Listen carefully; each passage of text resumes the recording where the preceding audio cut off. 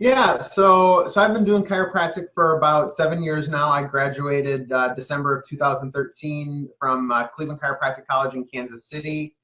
And so, like, when I was going through high school and everything, I thought initially I wanted to be a medical doctor or a surgeon. And to make a long story short, what happened is the medical community, it failed my uncle. And so my uncle had a doctor, and I'm not saying all are like this, but he had a doctor that was literally a glorified drug dealer.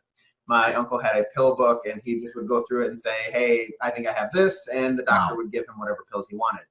So my uncle ended up passing away from overdosing, and I did not want to be a part of that, have to deal with pharmaceuticals, deal with those types of things. And so I started looking into other forms of medicine, and I knew I loved working with my hands. I wanted to do something in healthcare, and so I actually I looked into chiropractic. And so I don't have a story like a lot of other chiropractors that chiropractic changed their life before getting into it. I was just looking for something I could do more natural and holistic to help people. And so Right. um, once I got accepted into chiropractic school, I was like, I should probably get adjusted and see what this whole thing is about. And so I got my first adjustment, and it was a good one. It wasn't the best adjustment I've had my entire life. But then I got into chiropractic school, started learning more about it, how the body works, how the body is so incredibly smart. We're designed to be healthy. The body is a self-healing, self-regulating, the most adaptable organism on the face of the planet. And I just completely fell in love with it. And so the rest is kind of history.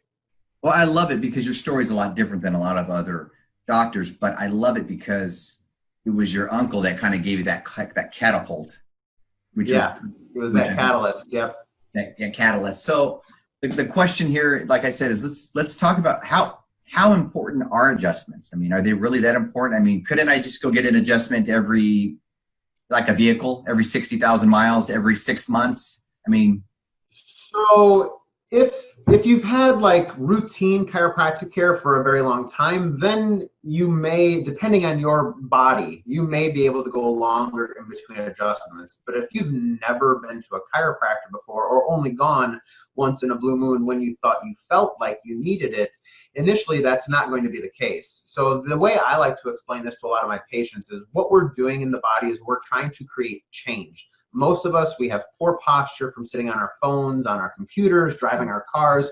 We all have this forward head posture. yeah. When we have that, it starts to lose the curve in our spine. And in order to get that curve back, we've got to do some work. And so starting the chiropractic journey is very similar to like going to the gym and working out, trying to lose weight. Where if you went once a month, once every other month, Right. you'd probably expect it to take a very, very long time to get an actual change to happen. Mhm. That's why at the beginning, if you're just going to be starting with a chiropractor, you need to have a higher frequency in order to get that change to occur.